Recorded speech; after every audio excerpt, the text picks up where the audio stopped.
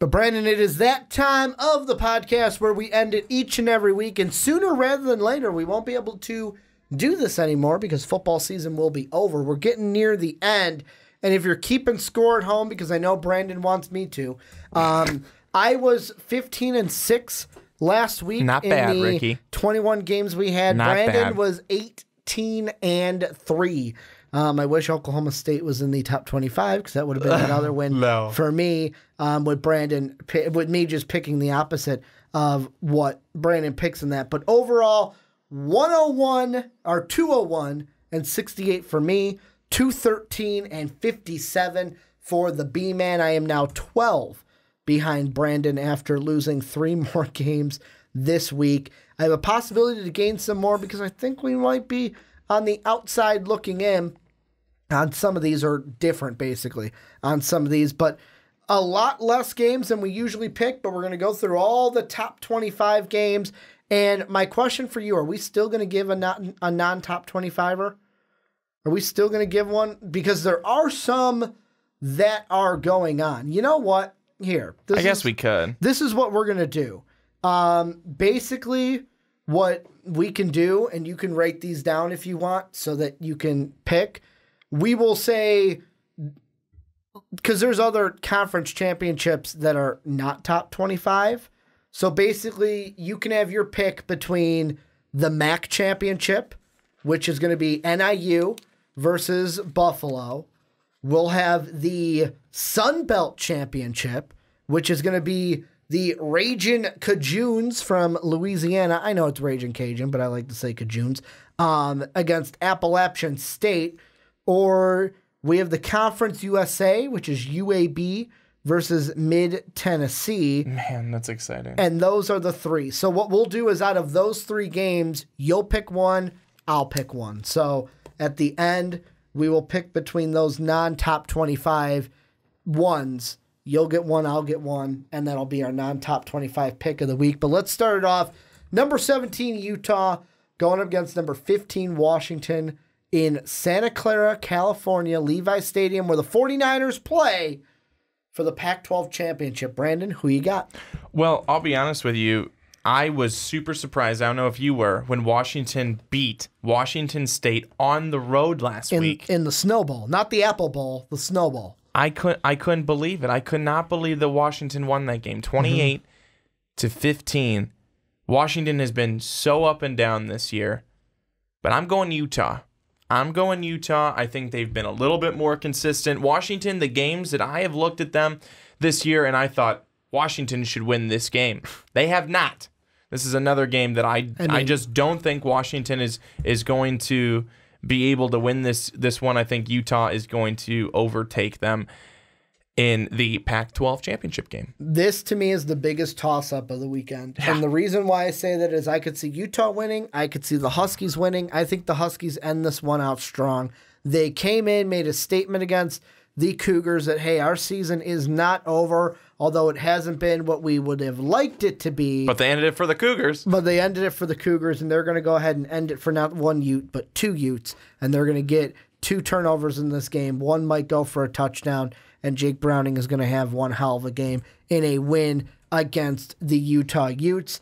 Then we have the Saturday games. We've got the first one coming in Indianapolis where the Colts play Lucas Oil Stadium. The Northwestern Wildcats going up against the Ohio State University after they just laid the shillelagh. That's a Notre Dame thing, but I'm going to say it for the Buckeyes anyways.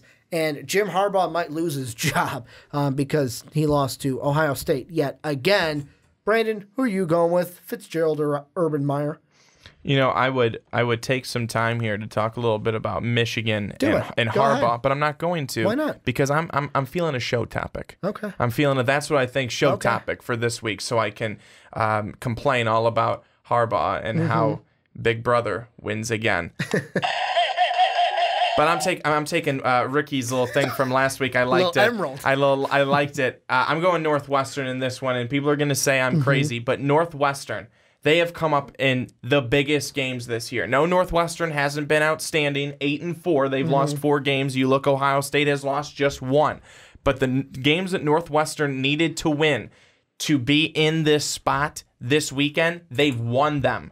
The games that, there's no way they'll win in Iowa. What do? They win in Iowa. Oh, there's no way that they'll keep it close against Notre Dame. They keep it close against Notre Dame.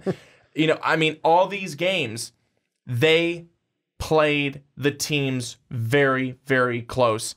I think Northwestern is going to win this game. I think they'll find some holes in the Ohio State defense, much like Purdue did. It's going to be a close one, but I think Northwestern will squeak it out. Well, this one's a tale of two ones for me. Well, first off, you got to hit that button again because Utah was an upset as well. And you picked Utah, didn't you? Say that again? You picked Utah in the first game, right? Yeah. You got to hit that button. Utah's an upset. Oh. Wanted to make sure we got two button sets that the Utes were an upset. I'm going to go with Ohio State. And mainly, I would like Northwestern to win. I'm going to get into that later when I ask you the final question that I have set up for you. But I'm going to go with Ohio State because I need a win. I need a win opposite of you. And this is with you going Northwestern, I have to go with Ohio State because even if they win and I'm mad, at least I get some kind of a positive out of it. Then we'll go from Indianapolis to Arlington, Texas, Jerry World, where the Cowboys play. You got the Texas Longhorns going up against the Oklahoma Sooners. Kyle Murray is still saying, hey, me and Scott Boras, Kyler, I keep saying Kyler, don't I? Kyler Murphy and Murray. Kyler Murray. Kyler Murray. I keep saying Murphy, but Kyler Murray. Kyle Murphy. I think what it is Murphy sounds like more of a baseball player name to me. And the joke I was going to make is him and Scott Boras have a plan that he's still going to go and play for the A's and kind of say bon voyage to football when this is all said and done. I personally, Brandon, can you hit the button for me? Texas is going to win this game. Hook 'em horns. They're going to win. Hook 'em horns. Texas getting the win over Oklahoma. Texas won last time. It's a great game. Great game. All the way down to the wire, and Dicker the kicker won it. I don't think that there's going to be a need for Dicker this week because I think Oklahoma is going to win it by 2 touchdowns. It's going to be a revenge for the game that they really believed they should have won the first time. They will this time. And speaking of Texas, did you hear who's the front runner for the North Carolina job in football? Nope. Mac Brown. Is he? The former head coach of Texas is the front runner right now for the North Carolina job that opened up after they said goodbye to Fedora after that they fired him, I believe, the next day on Sunday, following this past week. And they're still paying him $12 million. True. Which I saw it's a way to go. The funny tweet is, yeah, they fired him and pay him $12 million, more than the history department will make this year. Yep. But we're going to pick a game, top 25 game, not a conference championship, though. I believe it's a makeup. Drake and Iowa State. Got to go with the Cyclones and Ames. Yeah, Ricky, this should get you another win on the record. Iowa State. Are you going to go with we're going to go with Drake to give me that extra win? No. I'm just saying it should. You weren't in your feelings going to pick Drake? Just for that. I'm saying that you'll get another win on your record. But I won't gain one on you. No, I never said you gain one. Yeah. The next one, though, is the American Championship game without their quarterback, Milton, which showing the injury to Dave because he didn't see it. Dave's reaction to it was, I don't think his leg's supposed to bend like that. Horrific injury to their quarterback. I hope he's doing okay after suffering that. But Memphis, they'll play UCF. Does UCF, without their quarterback, still go undefeated and can claim another national championship? It sounded like Mackenzie Milton was actually walking a little bit over the weekend. He took a couple of steps, so that's very positive. Good news there. He won't play this week, of course. But UCF, again, they're that team like Alabama. They haven't lost. Why pick against them now? Yeah. Going with UCF. I'm the same way. UCF in this one mainly because I want them to have a chance to get into the college football playoff, and they have to win in order to do that. Then the game that you mentioned, Alabama, they're going to play Georgia this week in Hotlanta, where the Atlanta Falcons play the Mercedes-Benz Stadium. I can't pick against them, Brandon. Like, Tua 5 touchdowns, 0 interceptions. Jalen Hurts threw a pass, 53-yard touchdown last week. This team's going to win. They're going to beat Georgia. Yeah, I mean, even if Georgia brings out their best game, I don't think they're beating Alabama.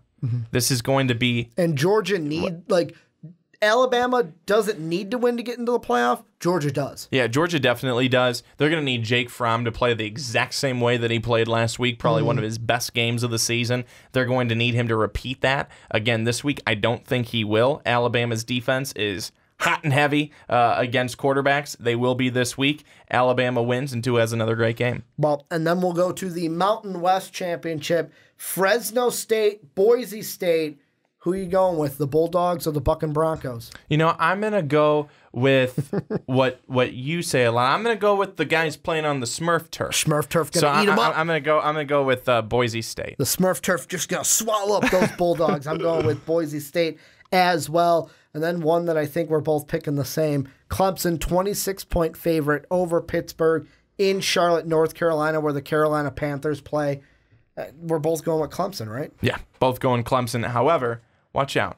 Watch out for Pitt. This is a rematch of a game from, was it 2 years ago, where Pitt beat them on a last-second field goal.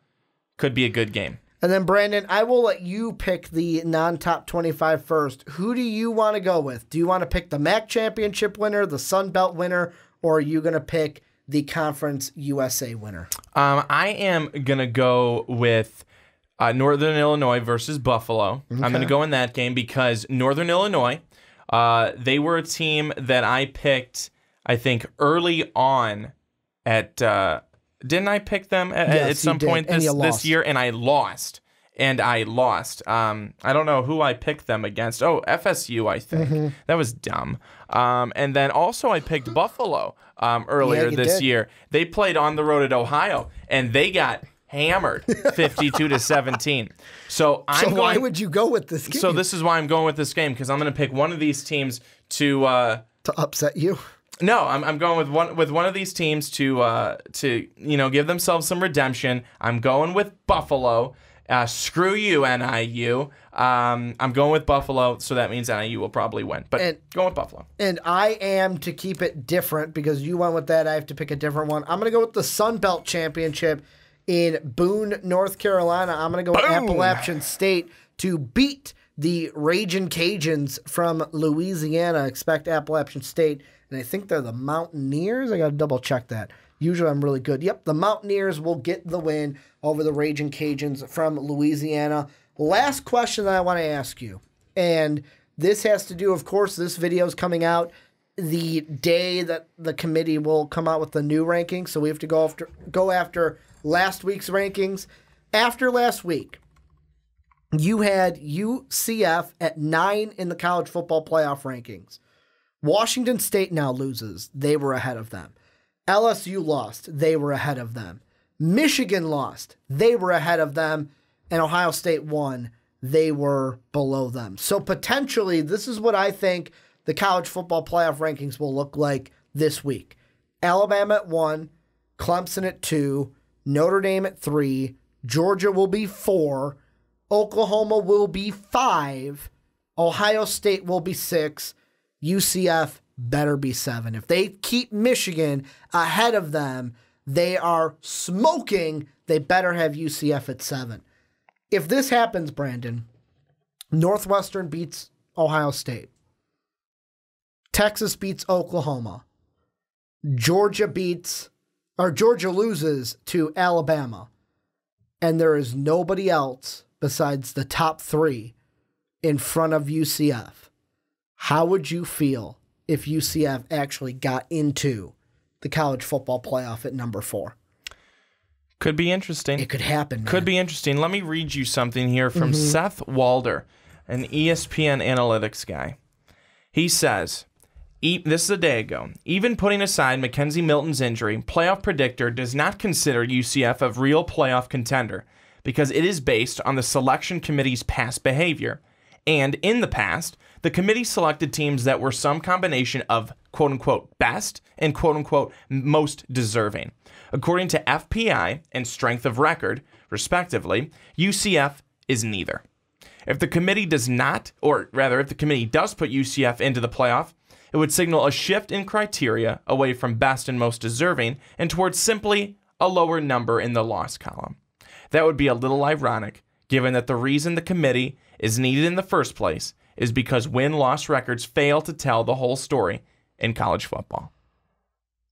I'm not going to argue there because obviously Ohio State is different than playing like Memphis, but it could really happen. And the thing I think that will be most telling is that Michigan. Does Michigan fall from 4 to like 8, just below Michigan UCF? should fall for their loss, should fall, and everything that they had, everything was going their way. It was in their own hands. They controlled their own destiny.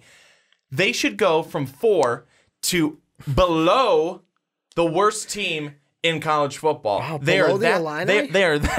They are that much of an embarrassment. Below the Illini. That is low. They are that much of an embarrassment. 2 more years 62 to 39. In the game that mattered the most. And you lose 62 to 39. Yeah. Well, there's more of that to come. But here's the thing. Is that if it comes down to it, and UCF, by all accounts, you've looked at everything, and they're a deserving team to get in. And you look at all the other teams, after everything's done, all the games have been played before we need to go, before we move to the playoff. And you look at it, and you say UCF should be a playoff team if they're close enough, if they're 5, 6, or 7, and you can make the argument for them to, especially if they're 6, especially if they're 5 or 6, and you can make the argument for them to be in there, then they should be in there. We should just get it over with. So that Brandon's like they can lose and we can never talk about it. So that they can get in there, either get demolished or actually win, or play a competitive game, and everyone can be done with it. And then they can legitimately be a playoff team for years to come, or they can stay away forever. I mean, because it's getting annoying. It's the Boise State argument when we had the BCS. UCF is the modern day Boise State. Remember Boise State when they had the Fiesta Bowl and won it? And people were like, oh, they should have been in the BCS championship game. UCF is that Boise State team. Yeah. That's what they are to the playoffs. Well, and that's because I currently don't think that it should be that we should be expanding the playoff. I don't think it needs any more teams right now. One day, will it? It might, because you always need to, if something gets stale and old, you need to change it. That's what they needed to do with the BCS. It got stale, it got old, and it got inefficient. It wasn't effective anymore. Otherwise, now UCF would be in every year because they're 12-0. But we need to, again, at this point, I'm just so sick of it. Just say, make sure Ohio State doesn't get in there, because I don't really want to see them. And Oklahoma, have they played well enough to be in there? If Texas beats them, they're kind of pushed to the side. You look at some of the other teams. Michigan, I really don't think is going to be around there. Washington State, they're now out because they lost that game to Washington, and now they're moved to the side. Just frickin' put UCF in there, shut everyone up, and be done with it. Just be done with it. I want to be done with it. I want to be done with it. I mean, I don't really care. If they get in and they win, fine. More power to them. More power to you. But at least we can be done. Or if they get demolished. How agitated it makes you. Because it's annoying. It is annoying because honestly though, until we put them in there, we can't put them in there, but until we personally, I'm making a call to Condoleezza Rice. Put them in, Condi. But until, before or after she takes the Browns head coaching job? After. Okay. After. So maybe next year. But seriously, on a completely serious note, if they aren't put in UCF one of these years, if it's not this year, if they do the same thing, 12-0, and it's not next year, there's always going to be UCF should be in there. well, we should expand the playoff team. The playoff, so UCF can be in there. A bunch of whiners. That's what it's going to be. It's going to be a bunch of whiners. The last thing I want to throw out there is, I got to find this comment. We had a good comment on remember when we talked about the nightmare scenario? Yes. And I want to give credit to, who made the comment, where basically at the end of it, he said that he rather, right here. It was, so we've got Ape P. Jones 1 said, he had 4 comments, but the one that I like is 4 teams are not enough to even be called a playoff. It's obvious at this point. I would rather argue about number 9 than number 5 and leave 3 teams out then leave 3 teams out that could actually win the title. So like he's saying, I rather argue about 9 rather than like if everyone who is supposed to win wins. He'd rather argue about 9 than arguing about 5 and leaving like Georgia, Ohio State, and Oklahoma teams that could win the title out of it. But see, I think this makes it more exciting. I don't want to get into a longer discussion. We already have, but it makes it more exciting with the 4 teams instead of 8 teams. And then it's like, well, it is like that. Well, that 9, they really didn't need to be in there. With now, I'm almost more willing to argue a team should have been in there than being like, no, they got it all right. I know that sounds kind of weird and ironic because we talk all the time how you want to get it right and then I complain when they don't. Well, because it gives us something to talk about. Well, it gives us something to talk about, of course, but I think it's also more competitive this way with the 4 teams than it may be with the 8 teams. Yeah. Frickin' come at me, I don't care. But, you may disagree and that's fine. But because we all know that every listener and viewer is right in their own mind, as we both are. Yeah. But I just think that it's more competitive with a 4-team playoff. That's all I'm going to say, and I think we should probably end this segment. Well, this is where you guys come in. Let us know what picks you guys have, and plus what we talked about at the end. Do you think UCF will actually get into the playoff if the scenario happens for them? And do they even get put in that scenario? Because the rankings will come out tonight as this video comes up. I want to thank you guys for watching on YouTube. I want to thank you guys for listening on podcast services around the world. Make sure to check us out on Patreon to help support us. Love the support we get from our patrons. Can't do what we do without the help from you guys. Make sure to buy this awesome t-shirt down below in the description in our shop at mostvaluablepodcast.com where you can get your MVP each and every day. And then last but not least, make sure to rate and review the Primetime Podcast on iTunes and Apple Podcasts. Thank you guys for watching. Thank you guys for listening. And as always, have a good day, everybody.